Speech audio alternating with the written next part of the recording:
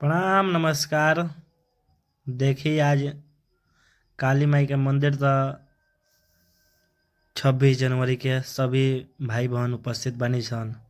अपना गांव में आइल बनी त ई सब माताई बहने के आशीर्वाद प्यार बहुत मिलल और तिरंगा लहरावत तनी जा।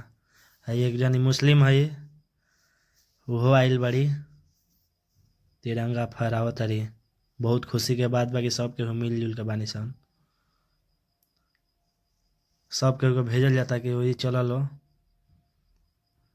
वे सोची कि एगो ब्लॉग बना ली और देखी। और बड़े भाई अमरनाथ भैया बने और गांव के छोट भाई बड़ भाई सब लइका लोग बावे, सब केहू बावे मिलजुल के। देखी ये बहुत होशियार लइका पप्पू,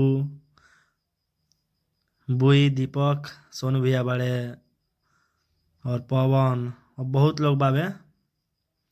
खूब मजा कइनी सन वो दिन। और का ये जौन बावे ये बुनिया और खुरमा बिहार में सबसे बेस्ट मिठाई ये खुरमा रहे। सब केहू खाता रहे। उ हमार वीडियो बनावता रहे, हम बोलता नहीं कि मत बनावा, तब पर भी बनावता रहे। जय श्री राम बोलनी सन। वह दिन के मजा आ गईल अपना गांव में। सब केहू देखा लइका जितना छोट छोट लइका बड़ा सन। ठीक बावे, बहुत मजा आइल। जैसे हमरा हर वीडियो के आशीर्वाद प्यार दिला वैसे ही हमरा ई वीडियो के आशीर्वाद प्यार दी और खूब शेयर करी। देखिए बाबू फोटो खिंचावे खातिर एलन, आब तू आब, काहे तू पीछे जाइबा। बहुत ही मजा आइल। छोट छोट बाबू लोग के हंसी मजाक भइल। ठीक बा, जय माता दी, हर हर महादेव। और शेयर करिए खाली। Love you.